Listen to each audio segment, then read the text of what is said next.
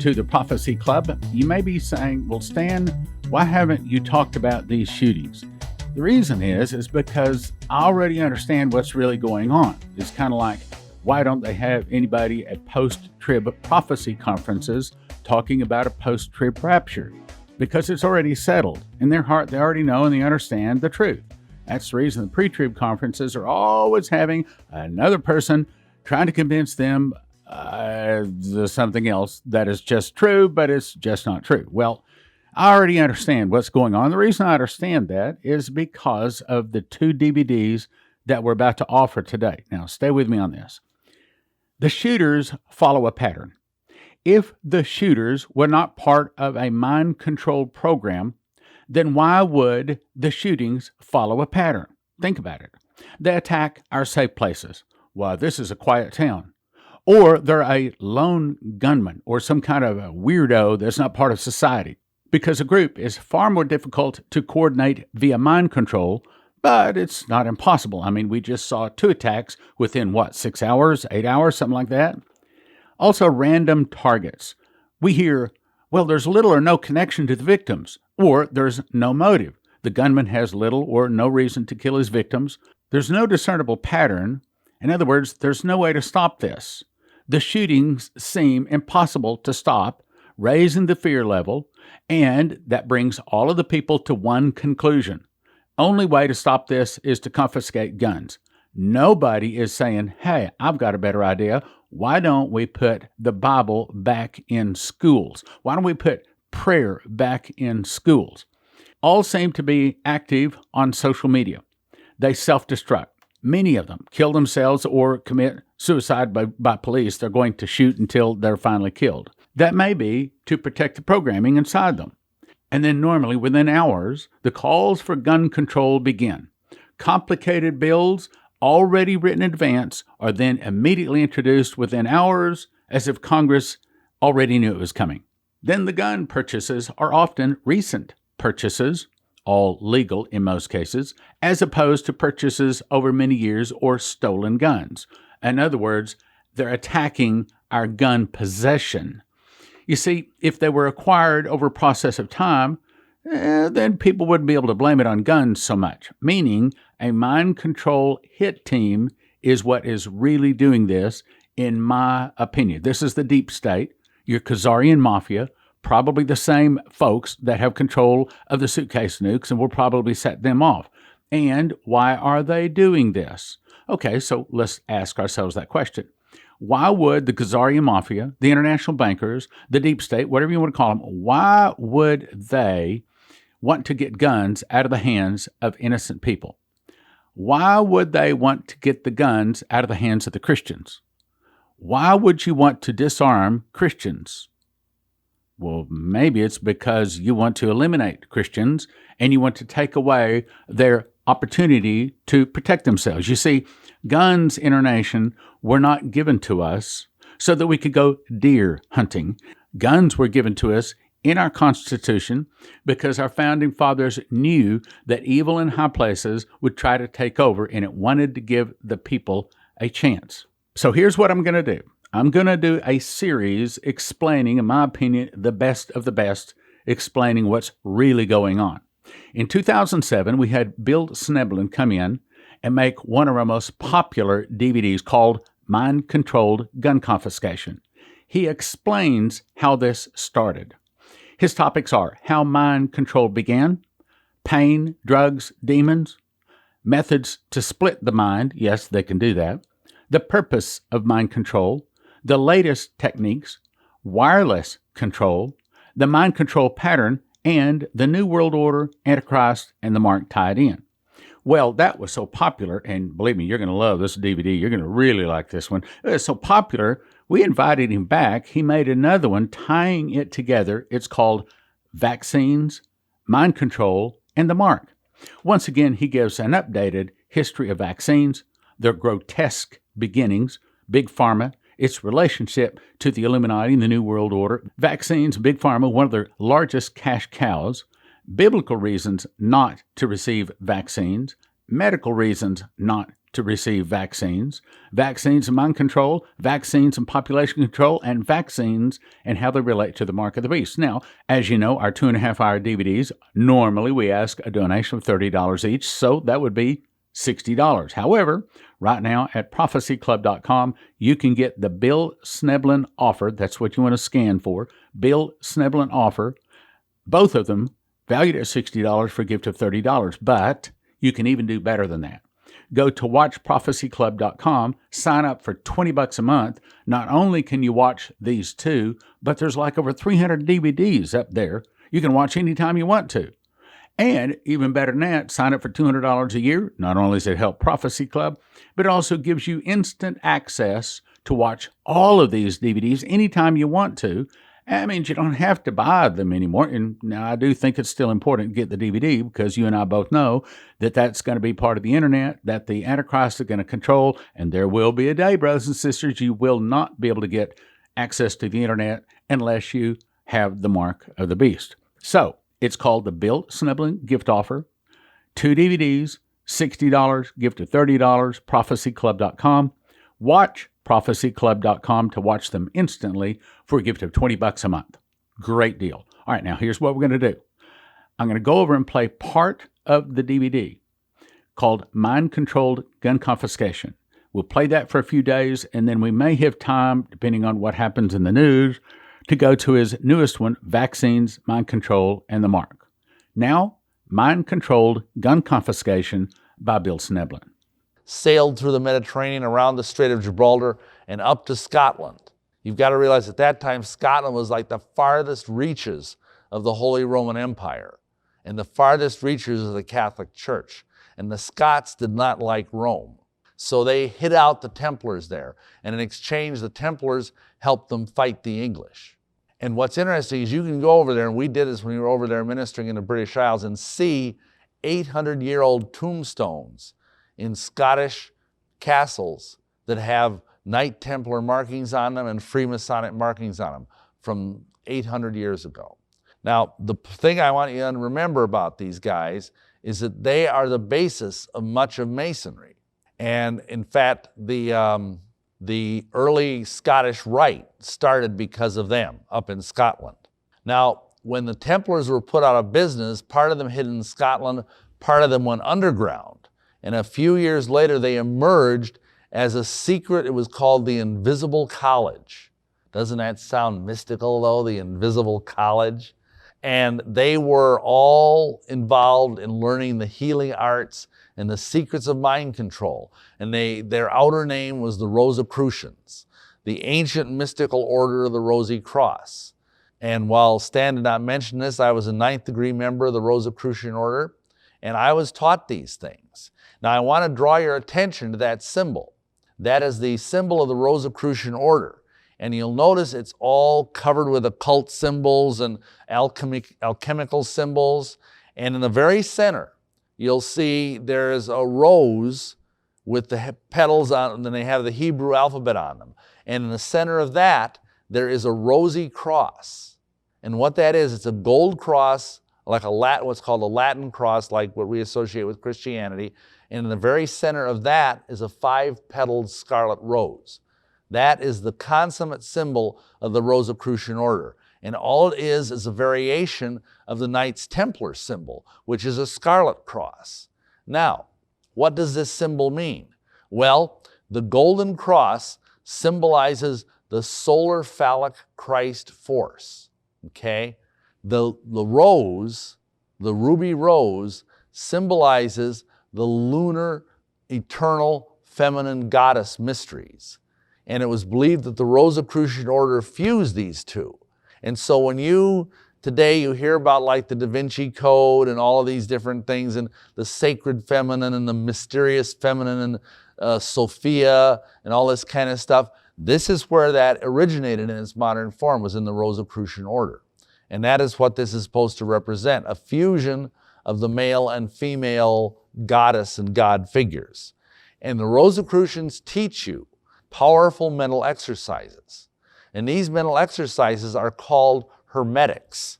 Now, you may not be familiar with that word, but hermetics, and it doesn't have anything to do with like being hermetically sealed, The name goes back to a sage in Egypt.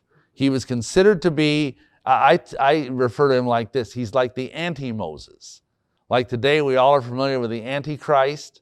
Well, he was the anti-Moses. Because at the same time as Moses was coming down the mountain with the 2 tablets of stone that had the Torah on them, in Egypt, he was creating the Emerald Tablet, which had all of the maxims of occultism on it. The number 1 maxim being this: as above, so below, but after a different manner. That is the cardinal rule of the occult, just like, it's kind of like, if you will, the golden rule of occultism. And because of this, his followers, his name was Hermes Trismegistus, which means thrice greatest Hermes. You know what his symbol was?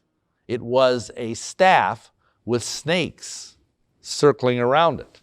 And that's why some of you may notice the symbol that's used for the medical profession. It's called the caduceus. Yes, that's the term for it.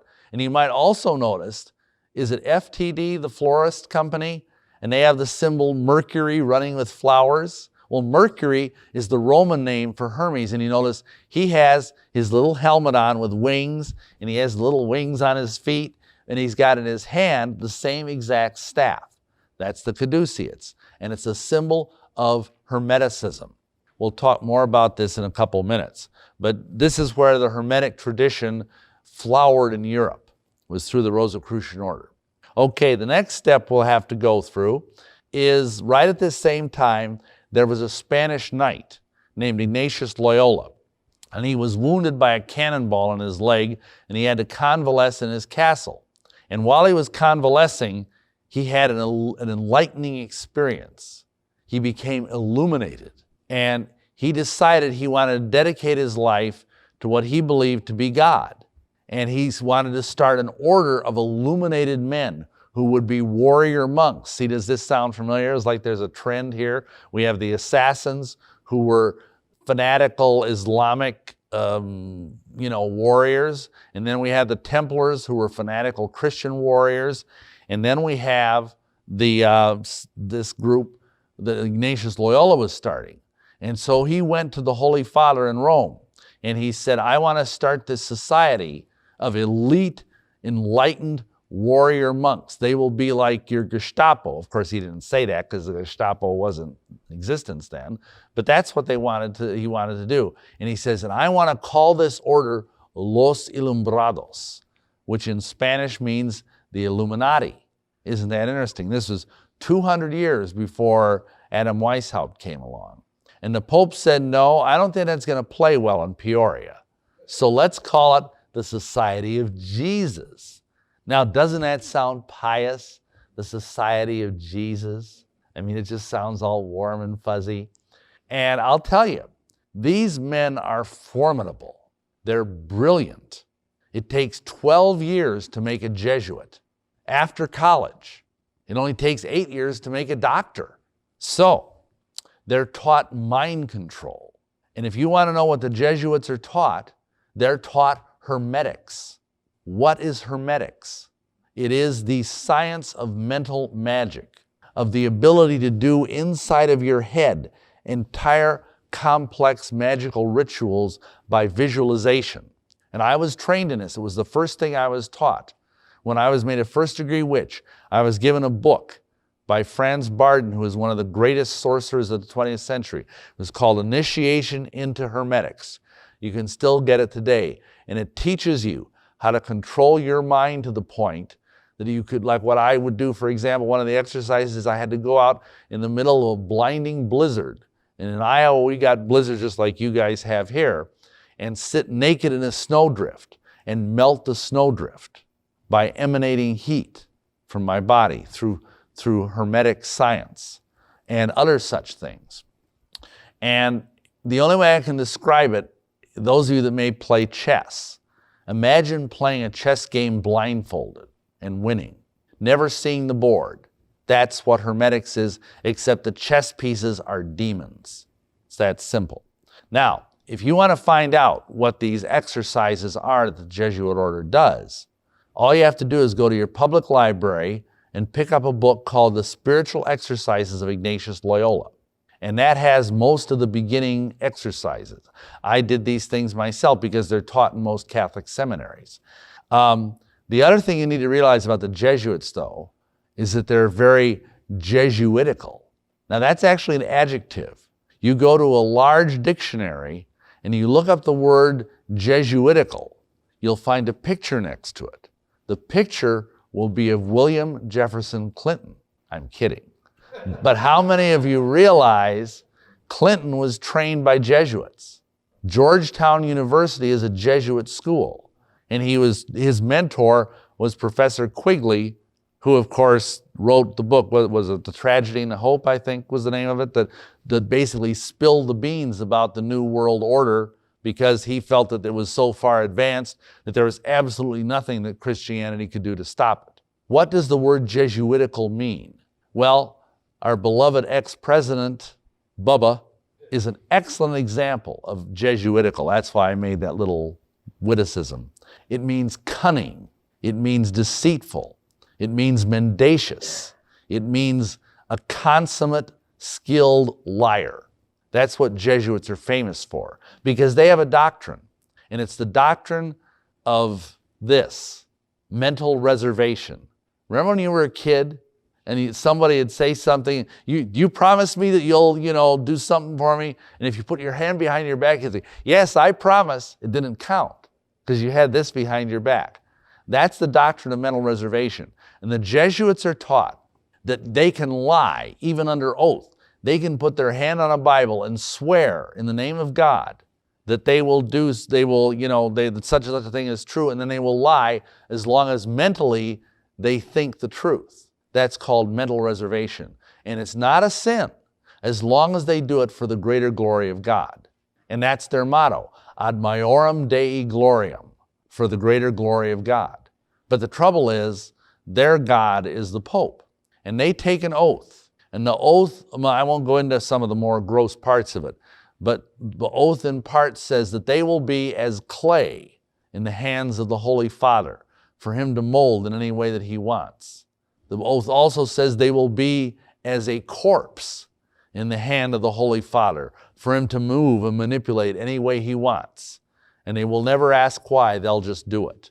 And of course, today many of you may know that in the Vatican there's this interesting hierarchy. There's the Holy Father, the white Pope that you always see, on TV, and then there's the black Pope, who's the Secretary General of the Jesuit Order. And they have an uneasy truce, depending on how Vatican politics is going. So, here again, we have the concept of mind control. And today, the Jesuit order is illegal in many countries of the world. It's considered a subversive society, and they're not allowed into many countries, even countries that are heavily Catholic, because they're so subversive. But of course, they go in anyway, they just go in undercover. Next step, the Freemasonic movement. Many of you may not realize that the Jesuits helped put together Grand Lodge Freemasonry. They helped put together the Scottish Rite. The Grand Lodge of England was the beginning of modern day Masonry, and then the Grand Orient Lodge of France in 1733. And what you need to understand, and I didn't fully appreciate this until I was down ministering in Brazil a couple months ago. We here in America are under the Grand Lodge of England. In Brazil, they are under the Grand Orient. And that is an extremely anti-Christ organization, much more so than the Grand Lodge of England. It's vicious in its attacks on our Savior and on Christian principles. And, if you think Masons are bad here, you ought to see what they're like down in Brazil or in France or in Germany. That's where the Grand Orient holds sway. That was 1733. The next big milestone was, of course, the Illuminati. They were started by a Jesuit professor of canon law, Adam Weishaupt, at the University of Ingolstadt in Bavaria in the year 1776, May 1st. It was called the Ancient and Illuminated Seers of Bavaria. And again, he infiltrated the Masonic Lodge with this elite inner group. And what he did is he basically wove together everything that went before. The hashish, the mind control, the political manipulations, the skullduggery, the Hermeticism, and put it all in one satanic package, and that was the Illuminati. Now we'll fast forward about 100 and some years, and you see there the ancient and Hermetic order of the Golden Dawn. Now notice that word again, Hermetic. This is a Hermetic magical society. And boy, oh boy, it was made up of some of the heaviest hitters in the 19th and 20th century. It was a Rosicrucian, Masonic, Hermetic society that was based originally in Germany, but then came to London, and some of its alumni might surprise you. How many of you heard of L. Frank Baum? I think he's one of your favorite sons, the Wizard of Oz, the man who wrote the Wizard of Oz books, L. Frank Baum. He was a member of the Golden Dawn. And the Wizard of Oz books are full of occult triggers, and so is the movie. Here's another name, Bram Stoker, the guy who wrote Dracula. Another name, Arthur Edward Waite. You may not know that name, but he was one of the most highly esteemed Masonic scholars in 19th century London. He was also a consummate fuddy-duddy. Another name, William Butler Yeats, very famous Irish poet. And finally, the most infamous member of the Golden Dawn Alumni Society, Aleister Crowley. Aleister Crowley first learned magic at the feet of the Golden Dawn, and he was quite a character. His real name was Edward Alexander Crowley. He was raised by Plymouth Brethren parents, very devout. If you know the Plymouth Brethren, they're somewhat kind of like Baptists, except more so.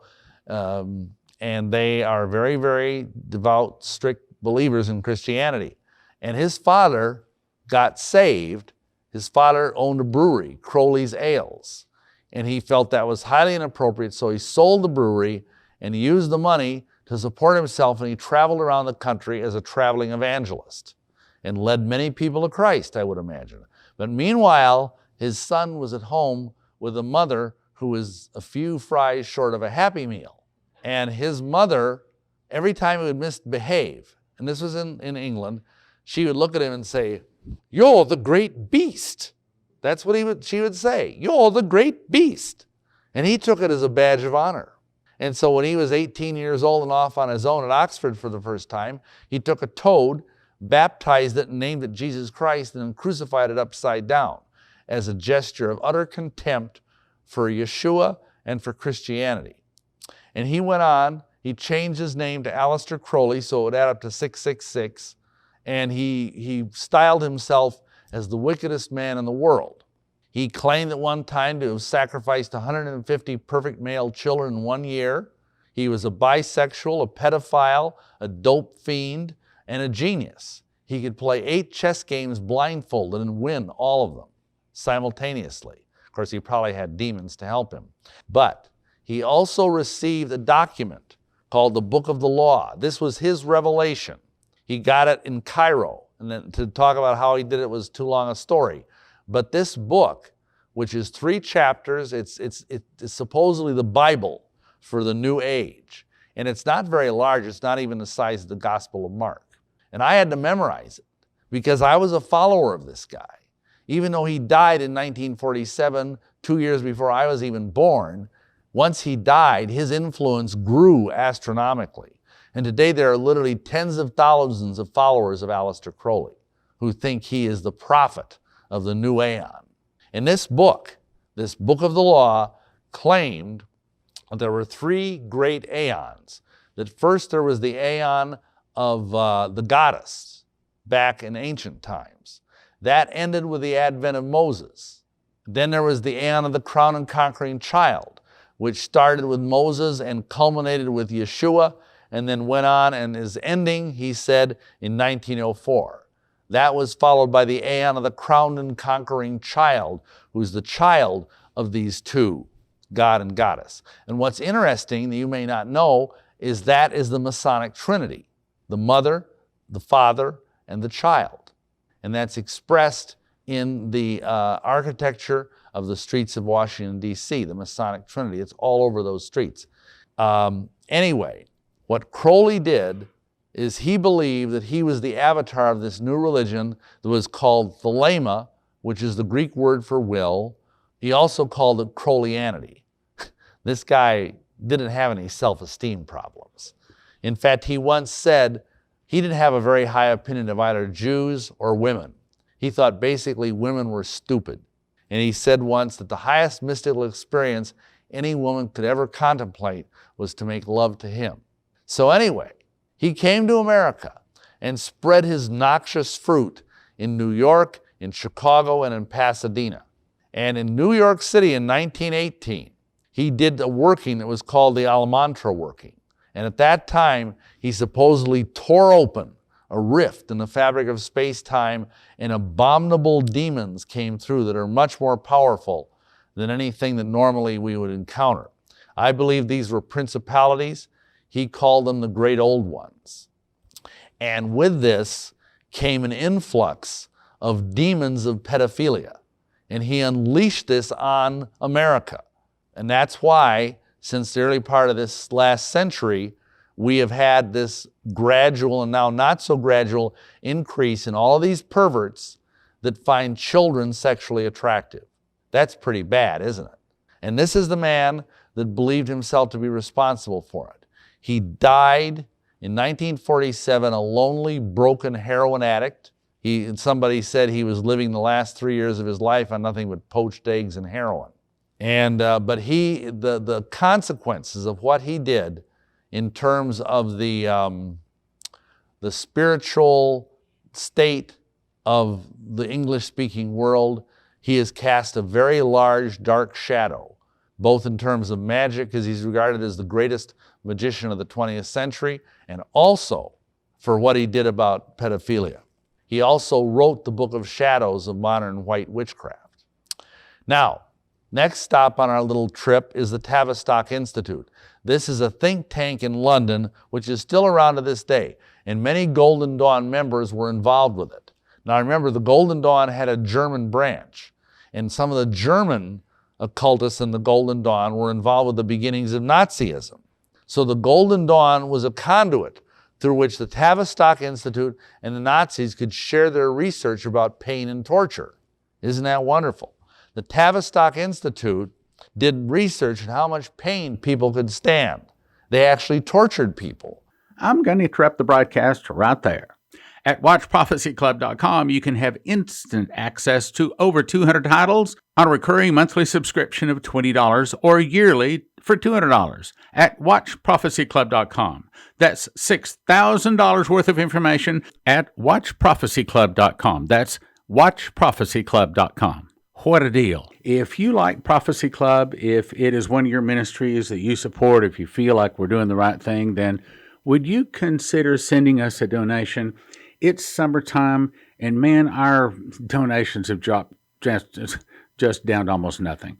So if you could help us right now, it would really be appreciated. ProphecyClub.com. In 2017, I memorized the book of Revelation.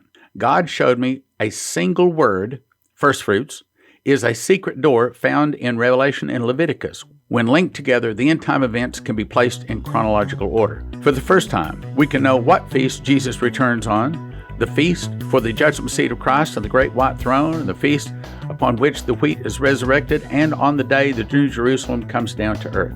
And even though I've been in Bible prophecy for 40 years, I freely admit to you that I knew nothing that is revealed in this book supernaturally. So you probably know nothing that is in this book. One prophetic word said, there is a lock that I have put over a word in the book of Revelation that I'm going to open unto you.